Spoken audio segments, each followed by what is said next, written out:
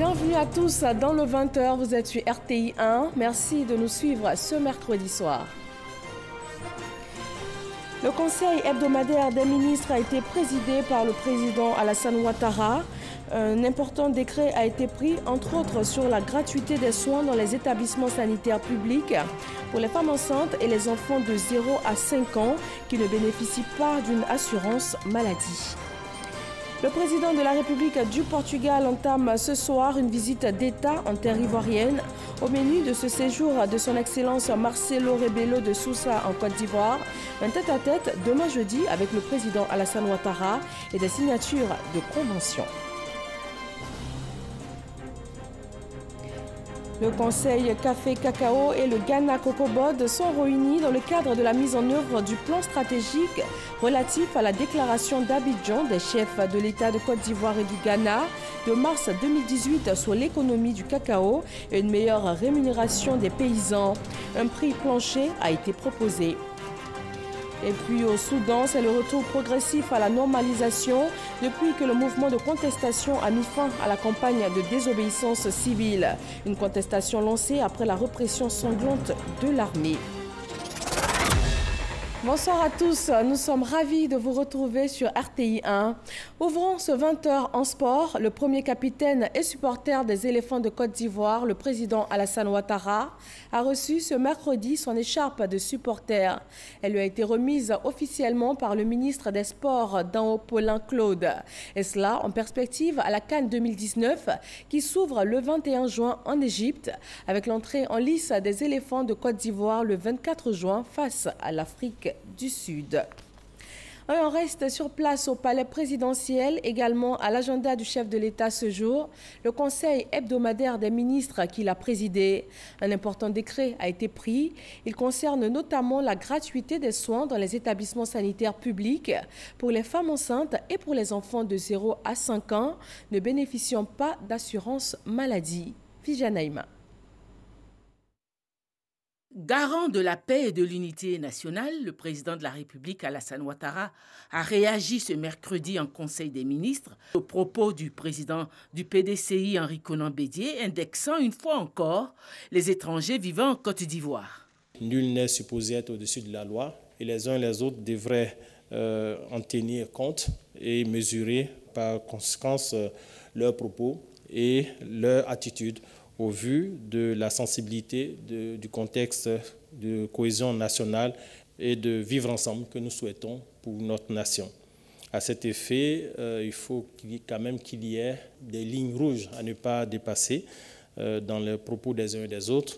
Et nonobstant les appétits politiques et les intérêts égoïstes des uns et des autres, nous appelons toute la communauté politique et la communauté nationale à préserver le minimum, c'est-à-dire la cohésion sociale et le vivre ensemble tel que prôné par le président Félix Houphouët-Boigny et opérationnalisé d'ailleurs dans le programme du gouvernement par le président de la République et le premier ministre Amadou Gon Coulibaly.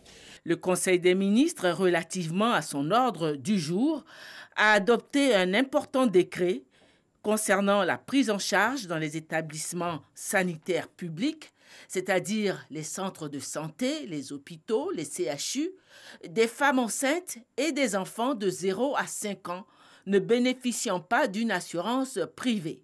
Ces deux catégories de personnes vont bénéficier de la gratuité des soins médicaux.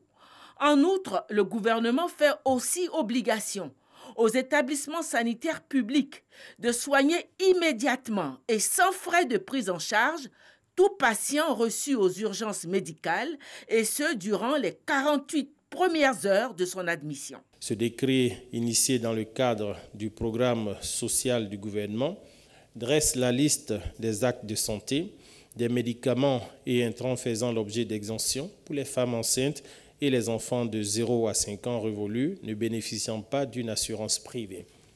Outre l'application des mesures d'exemption sélectives, les établissements sanitaires publics et les établissements sanitaires privés investis d'une mission de service public sont tenus de prendre immédiatement en charge les 48 premières heures de l'urgence médicale chirurgicale de tout patient. Le Conseil a aussi pris un décret portant déclaration d'utilité publique 4 parcelles de terrain d'une superficie totale de 18 hectares dans les communes d'Abobo et Grand Bassam pour la construction d'une casse moderne et d'un centre artisanal. La parcelle qui se trouve à Ndautré sera destinée à la construction d'une casse moderne. Pour la parcelle qui est située au CAFEP 1 de Grand Bassam, ce sera pour la construction d'un village artisanal. Et pour ce qui est de Yakassé 2, toujours dans la commune de Grand Bassam, la parcelle de 3 hectares là-bas destinée sera pour la construction d'un village artisanal de vannerie. Le Conseil a par ailleurs décidé la reprise par l'État de la gestion du guichet unique du commerce extérieur concédé depuis 2013 à la société Web Fontaine, dont le contrat arrive à terme en fin juin 2019.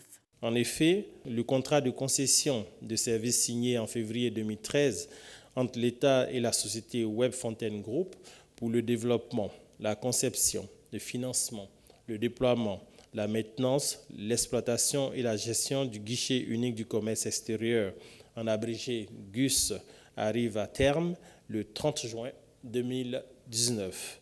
Aussi, le Conseil a décidé de confier la gestion, l'exploitation et le développement du GUS à une nouvelle société dénommée GUS Côte d'Ivoire SA, en abrégé GUS CI, avec une prise de participation financière de l'État à hauteur de 70% du capital.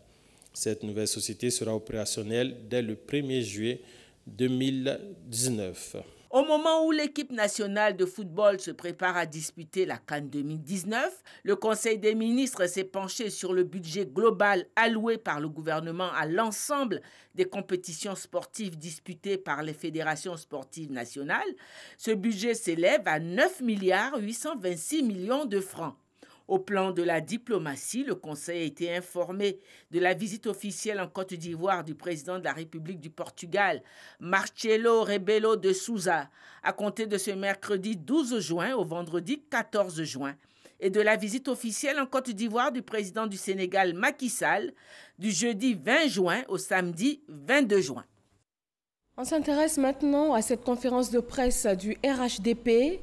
Le porte-parole principal du parti, Kobena Kwasi Adjoumani, s'est prononcé au nom de son parti sur l'actualité politique, notamment sur les positions affichées par le PDCI RDA. Herman Guivet. Une quarantaine de minutes pour répondre au PDCI RDA. Kobena Kwasi Adjoumani, porte-parole principal du RHDP, avec lui plusieurs cadres du parti, dénoncent les récentes insinuations et affirmations en provenance du PDCI RDA. Ni M. Bédier, ni Bion n'ont pu fournir la moindre preuve pour justifier qu'Abobo est le nid de l'enrôlement des étrangers en vue de l'acquisition des pièces d'identité ivoiriennes. Je voudrais noter, pour terminer, sur ce chapitre, que M. Bion a fait du faux en annonçant que ce sont 280 000 attestations d'identité qui ont été saisies. Pour le porte-parole principal du RHDP, l'ancien président ivoirien ne devrait pas tenir de propos susceptibles de menacer la cohésion sociale. Ce qui nous préoccupe au sein du RHDP, c'est la Côte d'Ivoire, c'est la paix, c'est la stabilité, le développement et l'épanouissement de toutes les populations vivant sur les 322 462 km² du territoire ivoirien. C'est pourquoi, lorsque cette paix, lorsque la quiétude des populations est en péril, nous avons la responsabilité et le devoir de réagir. Nous appelons tous les Ivoiriens épris de paix, la classe politique, la communauté internationale, les ONG et l'ensemble des organisations de défense des droits de l'homme à se lever et à dénoncer de telles dérives d'où qu'elles viennent. Une conférence de presse qui a suscité un vif engouement au regard de la forte mobilisation de la presse nationale et internationale, mais surtout des sujets abordés. Dans le domaine des collectivités territoriales, la Côte d'Ivoire se dote d'une politique nationale de la ville. Le ministre d'État, ministre de la Défense, Ahmed Bakayoko, a ouvert ce jeudi le séminaire sur la formulation de la politique nationale de la ville. Des experts nationaux et internationaux venus d'Europe et d'Afrique partagent durant 3 jours leurs différentes expériences en la matière. Et il s'agit au terme de cette rencontre de doter le pays d'une feuille de route pour la construction d'une ville ivoirienne de demain. Le président de la République du Portugal entame ce mercredi une visite d'État en terre ivoirienne. Au menu de ce séjour de son Excellence Marcelo Rebelo de Sousa, un tête-à-tête demain jeudi avec le président Alassane Ouattara. La Côte d'Ivoire et le Portugal ont signé l'acte de naissance de leur coopération diplomatique depuis 1975. Herman Guivet nous propose un point de cette coopération vieille de 44 années. La Côte d'Ivoire et le Portugal, des relations politiques et diplomatiques vieilles de 44 ans. Le réchauffement de l'axe Abidjan-Lisbonne, depuis 1975, animé par des échanges économiques et commerciaux, font des deux pays des partenaires engagés pour le bien-être de leur nation. Dernière visite en date d'une autorité portugaise à Abidjan, la visite de travail de son Excellence Augusto Santos Silva, ministre des Affaires étrangères de la République portugaise, et de Eurico Brilhante Dias, secrétaire d'État pour l'internationalisation dans le cadre de la 3e session de la commission bilatérale ivoiro-portugaise. Si les deux pays nourrissent de grandes ambitions en matière de coopération économique, certains points culminants attendent cependant d'être franchis. Les investissements portugais en Côte d'Ivoire sont en nette progression depuis 2016, mais restent cependant en deçà des potentialités des deux pays. En 2018, selon des statistiques du ministère du Commerce, de l'Industrie et de la Promotion des PME, les échanges entre les deux pays dégagent un solde commercial déficitaire pour la Côte d'Ivoire. La visite d'État effectuée par le président de la République Alassane Ouattara du 12 au 13 septembre 2017 au Portugal a permis aux deux pays de se rapprocher davantage. Le président de la République portugaise, son Excellence Marcelo Rebelo de Sousa, entame lui une visite d'État en Côte d'Ivoire du 12 au 14 juillet 2019, une visite d'État qui devrait permettre de consolider les relations quadragénaires entre les deux pays. Cette coopération, donc presque cinquantenaire, a déjà porté pas mal de fruits. Plusieurs accords de jumelage entre villes ivoiriennes et portugaises devraient d'ailleurs être signés au cours de cette visite d'État du président portugais. Comment sont ces villes portugaises? Lisbonne, Porto, Évora, Fatima. La carte postale du pays signée Alexis Ouedraogo. Une excursion au Portugal démarre forcément avec un soupçon de spiritualité. Ici, il y a Fatima, la terre qui célèbre le centenaire des apparitions de la Vierge Marie, l'escale obligée des croyants catholiques. Recueillement, pénitence, intercession.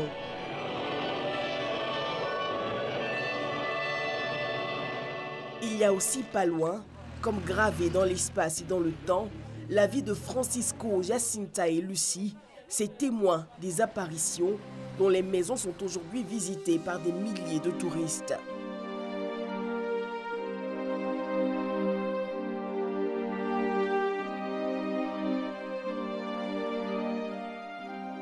Mais le Portugal n'offre pas que ce tableau de piété. Il regorge de splendeurs inavouées, comme ici, à Miradère, où l'excursion nous pousse aux portes d'une grotte, la plus grande et profonde du pays. 11 500 mètres de profondeur. Mais la zone touristique reste limitée à 600 mètres. 600 mètres dans les profondeurs des entrailles de la Terre. Un spectacle mémorable.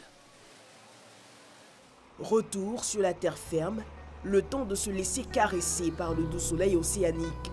Savourer le paysage riche de vignobles et les constructions herculéennes. Il y a aussi au Portugal cet accueil surprenant et chaleureux, comme ici, lors de la réception de la délégation de Jacquesville, dans sa ville jumelle d'Armarmar. C'est un bonheur pour nous, vous recevoir chez nous. Nous sommes des frères. Et avec cet jumelage, monsieur le maire et monsieur le maire de Jacquesville, on est vraiment des frères. Il y a aussi une escale à ne pas manquer pour les disciples de Bacchus. C'est bien le musée du vin de Douro. L'histoire du Porto, le breuvage de la région est comptée et quand finit l'exposé, place au plaisir de la dégustation. Après cette découverte du Portugal, direction Genève en Suisse, à plus de 1700 km. Et c'est là que la Côte d'Ivoire a signé son retour au conseil d'administration de l'Union internationale des télécommunications. Après 16 années d'absence, le pays a fait d'importantes propositions à la nouvelle politique générale de l'institution. Mamadou Kouassi.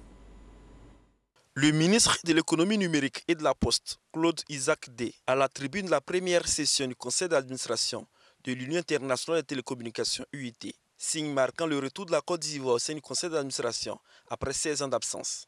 Un retour qui lui permet désormais d'être associé dans les prises de décisions stratégiques de l'Union, ainsi que les orientations financières. À tous, je voudrais réaffirmer que la Côte d'Ivoire prend la pleine mesure des enjeux et défis et a conscience des responsabilités qui sont les siennes. À cet égard, la Côte d'Ivoire voudra rassurer quant à la tenue des engagements pris, annoncés lors de la PPP 2018, notamment de rehausser sa contribution financière au sein de l'UIT en la multipliant par 8. Cette première session du conseil d'administration a été l'occasion pour le secrétaire général de l'UIT de saluer le retour de la Côte d'Ivoire et de donner les orientations stratégiques de son institution à l'horizon 2030. Il s'est engagé au renforcement de la politique mondiale de la technologie. Et dans ce plan stratégique, la Côte d'Ivoire a eu à apporter sa contribution. Sur près d'une trentaine de contributions, la Côte d'Ivoire en a proposé 8 sur les questions de développement, les questions de normalisation, les questions de fréquence, et puis bien sûr, on vous parle de la 5G. Pour signer le retour de la Côte d'Ivoire au conseil d'administration de l'Union internationale des télécommunications, un cocktail a été offert aux différents délégués par le ministre Claude Isaac Day. Un repas pour renforcer les liens entre la Côte d'Ivoire et les pays membres du conseil d'administration de l'UIT, Union internationale des télécommunications. Dans le monde agricole, la Côte d'Ivoire et le Ghana en conclave depuis ce mercredi à Accra. Les deux pays principaux producteurs de cacao dans le monde ont décidé d'un prix plancher sur le marché international. 2 600 $, soit environ 1 300 000 francs CFA pour la tonne de cacao, un prix qui a été proposé aux industriels chocolatiers et négociants du cacao. Cela revient approximativement à 1 000 francs CFA le kilogramme pour les paysans. Jean-Luc Bangbo. Les deux plus grands producteurs mondiaux de cacao, le Ghana et la Côte d'Ivoire, ont opté pour la fermeté vis-à-vis du marché international. Au terme de la réunion conjointe de leurs organes de gestion de la filière café-cacao, les deux pays ont décidé de fixer le prix plancher du cacao à 2 600 $, soit un peu plus d'1 500 000 francs CFA. Quand on dit 2 600 $, c'est un prix faible. Donc il y a d'autres frais qui sont dedans. Si je prends le cours du dollar aujourd'hui, le paysan devrait toucher au moins 1 000 francs par kilo.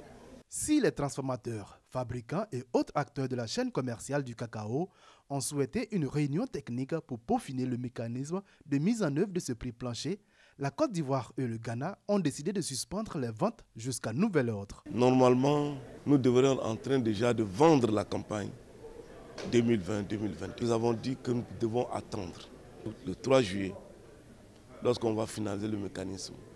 Ensuite, nous verrons. Une décision unanimement saluée par les producteurs qui ont été conviés pour cette fois aux échanges. En tant que petit producteur, vraiment, on attendait ce genre de décision.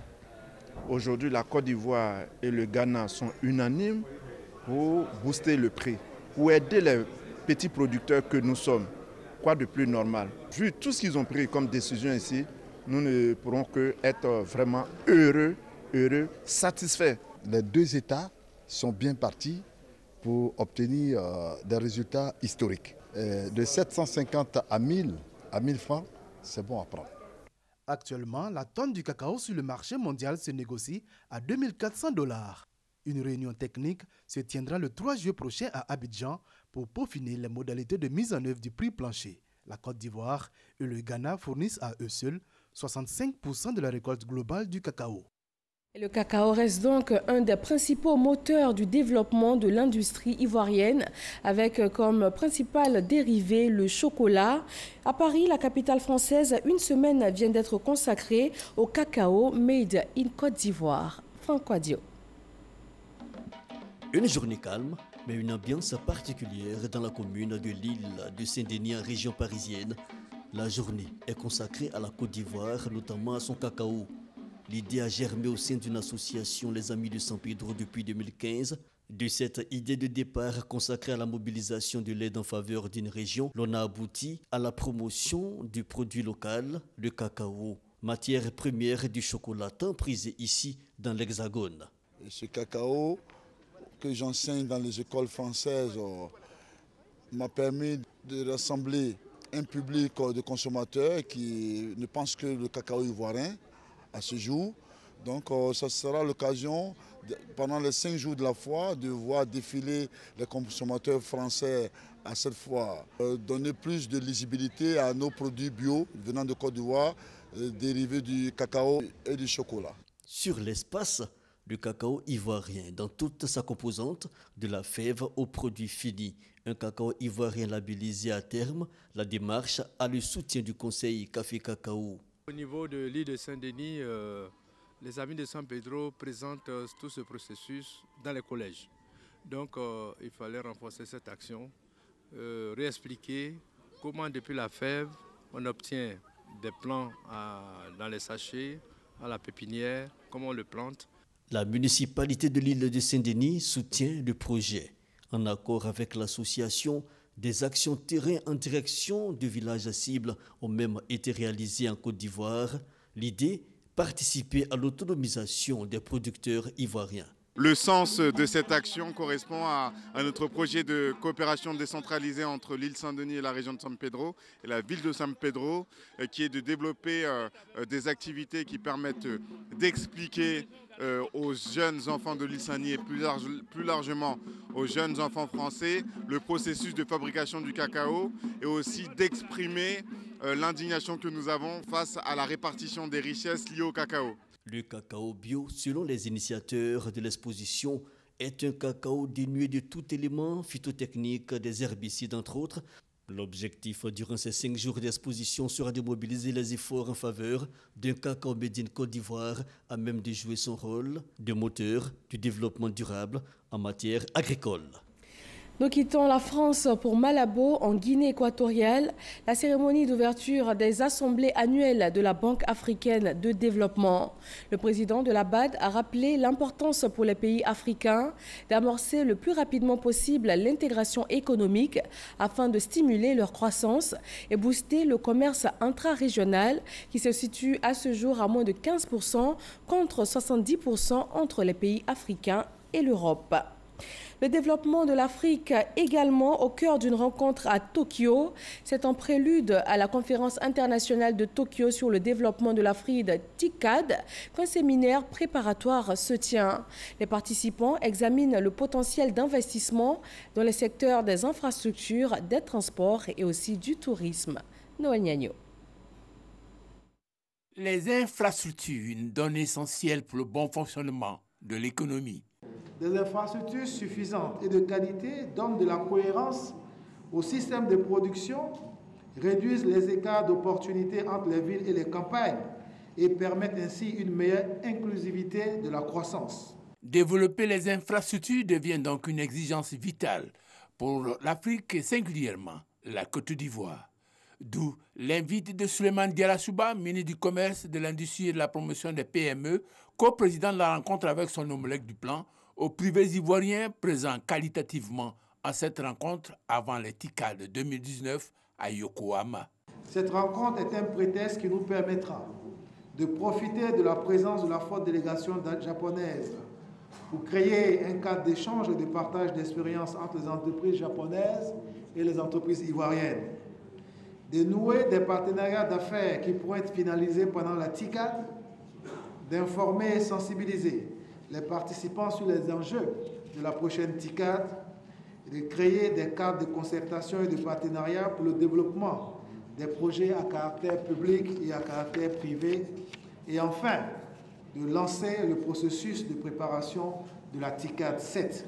Les privés ivoiriens, conscients des enjeux de la conférence internationale de Tokyo sur le développement de l'Afrique TICAD, prennent l'engagement de se préparer afin de mieux exploiter cette opportunité de portée stratégique pour le développement de leurs affaires dans les secteurs des infrastructures, des transports et du tourisme. L'étape de votre tournée de promotion de la TICAD 7 ne sera pas vaine. Pour notre secteur privé, de mettre en œuvre une véritable rampe de lancement du processus de préparation du TICAD 7 en Côte d'Ivoire. Les autorités ivoiriennes ont présenté au privé nippon, conduit par leur ministre des Infrastructures, les opportunités d'affaires en Côte d'Ivoire dans le secteur des infrastructures, des transports et du tourisme. Nous vous proposons à présent un communiqué de l'Autorité nationale de la presse ANP. L'Autorité nationale de la presse observe avec une réelle préoccupation la résurgence d'entraves à l'exercice de la liberté de la presse et de menaces sur la sécurité des journalistes sur les lieux de reportage d'activités politiques. Le cas d'espèce le plus récent est celui du correspondant de l'entreprise de presse Les Éditions Yacine, éditrice du quotidien L'Expression, qui aurait été contraint de supprimer ses images le 5 mars 2019 à Yamoussoukro à l'occasion de la cérémonie de dépôt de gerbes de fleurs sur la tombe de feu Félix Houphouët-Boigny par le président du PDCI RDA. Selon les termes de la saisine de Les Éditions Yacine adressée à l'ANP, la directrice de la communication du PDCI, Madame Djenebou Zongo, épouse Diomondé, aurait donné des instructions à cet effet.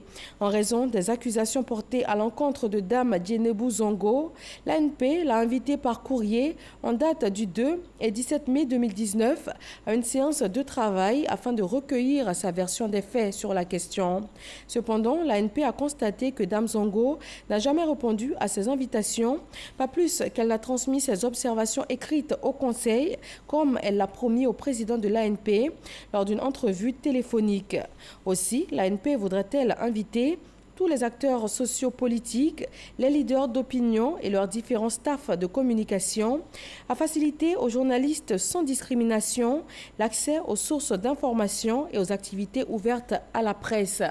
L'ANP souhaite que les acteurs de la classe politique mettent tout en œuvre pour éviter que les journalistes soient empêchés de faire leur travail.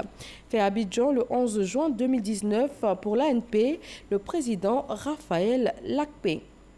À Yamoussoukro, la capitale ivoirienne, un cadre de réflexion et d'échange s'ouvre entre décideurs et dirigeants d'entreprises étatiques et internationales. Il est question pour eux de contribuer au développement du pays, avec notamment comme outil l'intelligence artificielle. Godefroy Kambawa. La Côte d'Ivoire à l'aide des robots et de l'intelligence artificielle. C'est le thème de cette première édition du concept dénommé Les Entretiens de Yamoussoukro. La capitale politique accueille donc ce 13 juin cette rencontre, une journée de réflexion pour contribuer au développement de la Côte d'Ivoire. Le premier objectif, c'est donner une autre image de l'Afrique. Une Afrique qui débat de questions contemporaines et qui propose des solutions. Nous sommes passés d'une ère dominée par les sociétés qui contrôlaient la distribution de l'énergie, le pétrole, à une ère qui est dominée par les sociétés qui contrôlent les données informatiques, telles que les fameuses GAFA, Google, Apple, Facebook et Amazon. Les entretiens de Yamoussoukro, une première en Afrique noire. Une rencontre soutenue par la région de l'Île-de-France qui entend apporter son expertise. Quelle est la place de l'Afrique dans ce monde? Quel rôle l'Afrique veut-elle jouer? C'est à tout cela que nous nous proposons de réfléchir au cours des entretiens de Yamoussoukro. Selon les initiateurs, c'est une occasion pour la Côte d'Ivoire de réfléchir une fois encore sur l'opportunité de construire son développement avec le progrès que la science et les technologies offrent aujourd'hui. Nous allons donc inviter des cadres locaux, nous allons inviter des Ivoiriens gratuitement à venir participer aux entretiens de Yamoussoukro. Parce que nous voulons en faire un endroit d'exception. Et si nous réussissons cette première, nous avons l'intention de le renouveler chaque année sur des thèmes différents. Plus de 300 participants sont donc attendus à Yamoussoukro ce 13 juin, moment d'échange où vont se succéder des dirigeants de premier plan, des experts de divers secteurs d'activité venus de plusieurs horizons et reconnus pour leur pragmatisme. À Daloa, la cérémonie d'investiture du nouveau maire de la ville a eu lieu récemment à la place de la Grande Mosquée. Stéphane Gboli, aussitôt installé, s'engage à travailler à la cohésion sociale. Il a bénéficié du soutien de plusieurs membres du gouvernement, par ailleurs cadre du RHDP. Au Soudan, pour terminer, c'est le retour progressif à la normalisation depuis que le mouvement de contestation a mis fin à la campagne de désobéissance civile. Une contestation lancée après la répression sanglante de l'armée. Cependant, une partie de la population craint encore des violences et redoute surtout la milice paramilitaire FSR, principal auteur du massacre du 3 juin contre le sit-in de Khartoum. Et c'est tout. Merci de votre attention. Retrouvez à 23 h Marine Cognan pour le prochain point de l'actualité. Et moi, je vous dis à demain à 20 h. Très bonne fin de soirée à tous.